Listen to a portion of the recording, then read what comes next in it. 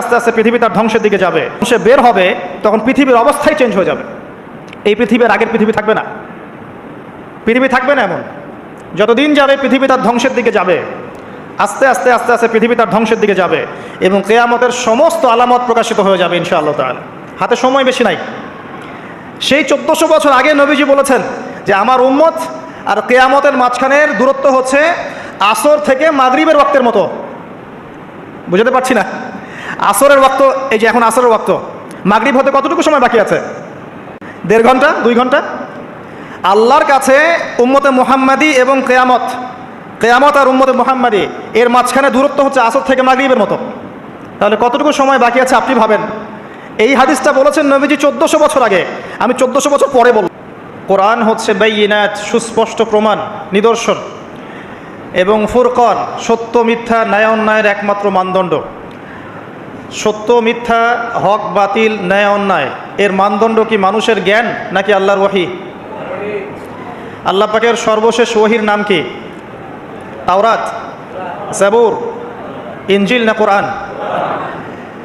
আল্লাহ পাক বলছেন সর্বশেষ ওহী, সত্য মিথ্যার চূড়ান্ত মানদণ্ড আল কোরআন আল্লাহ পাক নাজিল করেছেন রমাদান মাসে। বলেন সুবহানাল্লাহ।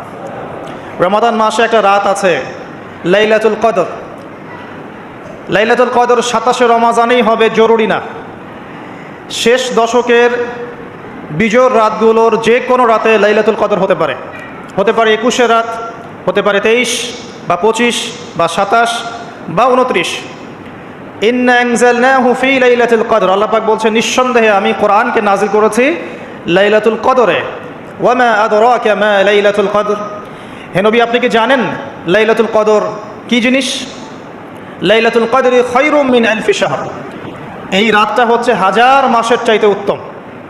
কোরআন নাজিল করার কারণে লাইলাতুল কদর 1000 মাসের চেয়ে উত্তম। এই লাইলাতুল কদরে আপনি ইবাদত করলে 1000 মাস ইবাদতের নেকি পাবেন ইনশাআল্লাহ। সুবহানাল্লাহ। তানাজ্জালুল মালায়েকাতু ওয়ার রূহ, এই রাতে মালায়েকা নাজিল হন, অবতীর্ণ হন বা অবতরণ করেন এই পৃথিবীতে, এবং জিবরাইল আলাইহিস সালাম এই পৃথিবীতে আসেন, নেককার বান্দাদের জন্য দোয়া করতে থাকেন।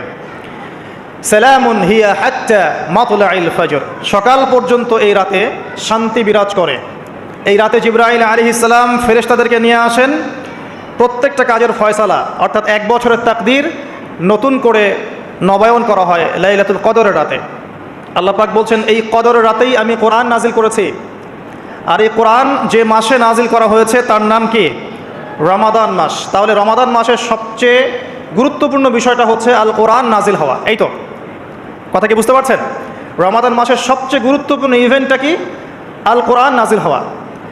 যেই কোরআন নাজিল হওয়ার পরে আইয়ামে জাহেলিয়াতে আরবের যত নোংরা সংস্কৃতি ছিল সব কিছু ধুয়ে মুছে পরিষ্কার হয়ে গেছে, হয়নি? আইয়ামে জাহেলিয়াতে শিরক ছিল, আইয়ামে জাহেলিয়াতে সুদ ছিল, সুদ। আইয়ামে জাহেলিয়াতে মাদক দ্রব্যের প্রচলন ছিল, নারীর অবমাননা ছিল, মেয়েদেরকে জীবন্ত কবর দেওয়া হতো, জেনা ছিল, ব্যভিচার ছিল, ধর্ষণ ছিল, মেয়েদের অধিকার ছিল না, দাস প্রথা ছিল, জুলুম ছিল, অন্যায়, মারামারি, কাটাকাটি, রাহাজানি, যুদ্ধ বিগ্রহ, এগুলো আইয়ামে জাহেলিয়াতে পূর্ণ ছিল। এইরকম একটা জাহেলি সমাজকে মাত্র 23 বছরের ব্যবধানে আল্লাহ রাব্বুল আলামিন পরিবর্তন করে দিলেন। সুবহানাল্লাহ। কে পরিবর্তন করলেন? মুহাম্মদুর রাসূলুল্লাহ সাল্লাল্লাহু আলাইহি ওয়াসাল্লাম। কিসের মাধ্যমে পরিবর্তন করলেন? আল্লাহর ওহী, কোরআন এবং সুন্নাহর মাধ্যমে। কত বছরের ব্যবধানে? মাত্র 23 বছর। মাত্র 23 বছর। 23 বছর পরের মক্কায় গিয়ে আপনি দেখবেন কোনো সুদ নাই, কোনো শিরক নাই, কোনো মাদক নাই, কোনো নারীর অবমাননা নাই। সেখানে মেয়েদেরকে আর ধর্ষণ করা হচ্ছে না, সেখানে আর মাদকদ্রব্য মানুষ খাচ্ছে না, সেখানে ভাই ভাই হয়ে গেছে সবাই, একে অপরের সাথে কোনো মারামারি কাটাকাটি ভেদাভেদ নাই, সবাই একটা উম্মাহ হয়ে গেছে।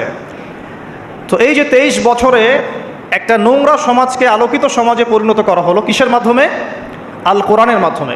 আর সেই কোরআন নাজিল করা হয়েছে রমাদান মাসে। তাহলে এই রমাদান মাসে আমাদের সবচেয়ে বড় দায়িত্বটা কি? কোরআন কেন্দ্রিক জীবন গড়া, তাই নয় কি?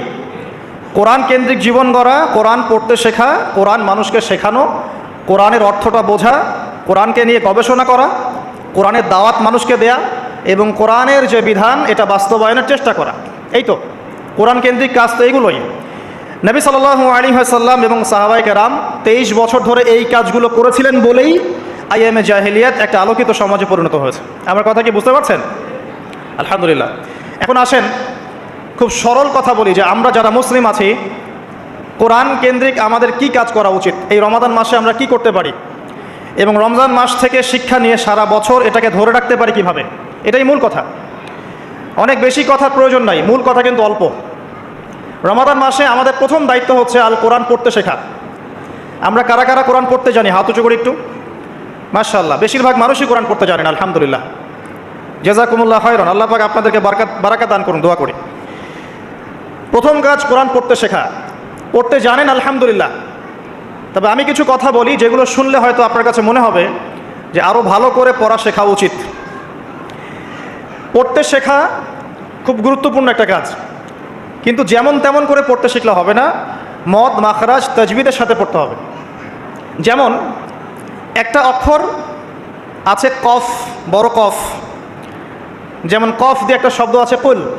আপনারা সূরায় পড়ছেন নামাজে কুল হু আল্লাহু আহাদ, তাই পড়ছেন না? তো এই কুল শব্দের অর্থ হচ্ছে বলুন। কিন্তু আপনি যদি কফ এর মাখরাজটা ভুল করেন এবং কফ না বলে আপনি ছোট কাফ পড়েন এবং কুল না পড়ে আপনি কুল পড়েন, বলেন যে কুল হু আল্লাহু আহাদ, তাহলে অর্থটা পরিবর্তন হবে। অর্থ দাঁড়াবে খাও আল্লাহ এক এবং অদ্বিতীয়। আমি কি বোঝাতে পারছি? শুধুমাত্র কফ এর উচ্চারণ সঠিকভাবে না করার কারণে আপনার অর্থ পরিবর্তন হয়ে গেছে, বলো এর জায়গায় খাও অর্থ চলে এসেছে। আপনি পড়ছেন আল্লাহু আকবার, আলহামদুলিল্লাহ রব্বিল আলামিন, এই তো আপনি পড়ছেন আলহামদুলিল্লাহ। শব্দটা কি? আলহামদুলিল্লাহ। এই হা এর মাখরাজ কোথায়? হা এর মাখরাজ কোথায় বলেন? একজন কণ্ঠনালীর মাঝখান থেকে। এখান থেকে আপনি উচ্চারণ করছেন আলহামদুলিল্লাহ রব্বিল আলামিন। অর্থ দাঁড়াচ্ছে সমস্ত প্রশংসা জগৎসমূহের রব আল্লাহর জন্যে, ঠিক আছে? কিন্তু আপনি এই হায়ে হত্তির জায়গায় যদি হায়ে হাওয়াস পড়েন, যার মাখরাজ অন্য জায়গা থেকে, আপনি পড়ছেন ফর এক্সাম্পল আলহামদুলিল্লাহ রব্বিল আলামিন, যেমনটা অনেকেই পড়ে থাকে। কেমন আছেন? আলহামদুলিল্লাহ ভালো আছে, তাই না? কেমন আছেন? আলহামদুলিল্লাহ ভালো আছে। তো আলহামদুলিল্লাহ না বলে সে বলেছে আলহামদুলিল্লাহ। তো যে হায়ের উচ্চারণ পরিবর্তন হয়ে গেছে, এই কারণে অর্থ পরিবর্তন হয়ে দাঁড়াবে যে সমস্ত নিন্দা আল্লাহর জন্যে, যিনি জগৎসমূহের রব। আমার কথা কি বুঝতে পারছেন? শুধু হা এর মাখরাজ ভুল হওয়ার কারণে এই সমস্যা হলো। তাই যারা পড়তে শিখেছি আরও ভালো করে পড়তে শিখি, মদের সাথে মাখরাজের সাথে তাজবিদের সাথে সমস্ত নিয়মকানুনগুলো আবার চর্চা করি, যাতে আপনার তেলাওয়াতটা 100% বিশুদ্ধ হয়। আল্লাহ পাক তৌফিক দান করুন। ফর এক্সাম্পল একটা উদাহরণ দিচ্ছি, আলিফ লাম মিম, সূরা বাকারার প্রথমে আছে না আলিফ লাম মিম? এই আলিফ লাম মিমের অর্থ আছে, কিন্তু আল্লাহ ছাড়া এই অর্থ কেউ জানেন না। এর অর্থ আমরা করতে পারবো না, কিন্তু অর্থ আছে। যালিকাল কিতাব লা রাইবা ফিহ, এটা এমন একটা কিতাব যে কিতাবের মধ্যে কোনো সন্দেহ নাই, কোনো সন্দেহ নাই। এই যে নাই এর অর্থটা হচ্ছে লা মানে নাই, লা রাইবা কোনো সন্দেহ নাই। রাইব মানে সন্দেহ, লা মানে না। লা রাইবা কোনো সন্দেহ নাই, ফিহি এর মধ্যে মানে এই কিতাবের মধ্যে। এখানে লায়ের উপর কি মদ আছে?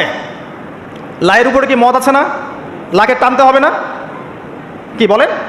লাকে টানতে হবে না? লাকে টানতে হবে। লা রাইবা ফি, লাকে টানতে হবে। এই যে বলি আমরা লা ইলাহা, লাই টান নাই? লা ইলাহা লাই টান আছে না? আছে। ইল্লাল্লাহ, কোনো ইলাহ নেই আল্লাহ ছাড়া। তো এই যে আপনি পড়ছেন লা রাইবা ফি, ঠিক আছে, কিন্তু আপনি যদি মদটাকে ভুল করেন এবং আপনি পড়েন যালিকাল কিতাব লা রাইবা ফি, লায়ে কি করেন নাই? মদ করেন নাই, লাই আপনি টানেন নাই, কিন্তু পড়েছেন যালিকাল কিতাব লা রাইবা ফি। অর্থ কি হবে? অর্থ হবে এটা এমন একটা কিতাব যে কিতাবে অবশ্যই সন্দেহ আছে। আমি মনে হয় বুঝাতে পারছি না। তখন অর্থ দাঁড়াবে এমন যে এটা এমন একটা কিতাব যেই কিতাবে অবশ্যই সন্দেহ আছে। যদি আপনি লায়ে টান না দেন তাহলে অর্থ পরিবর্তন হবে। আপনি পড়ছেন কুল ইয়া আইয়ুহাল কাফিরুন, বলুন হে কাফেররা, লা আ'বুদু আমি ইবাদত করি না, মা তা'বুদুন যার ইবাদত তোমরা করো বা তোমরা করছো। এখানেও লায়ের মধ্যে মদ আছে, লা আ'বুদু মা তা'বুদুন। কিন্তু আপনি যদি মদ না করেন, যদি পড়েন কুল ইয়া আইয়ুহাল কাফিরুন লা আ'বুদু মা তা'বুদুন, অর্থ কি হবে? বলুন হে কাফেররা, বলুন হে নবী হে কাফেররা, আমি অবশ্যই তার ইবাদত করি যার ইবাদত তোমরা করো। নাউজুবিল্লাহ। আমি কি বুঝাতে পারছি ভাই? অক্ষরে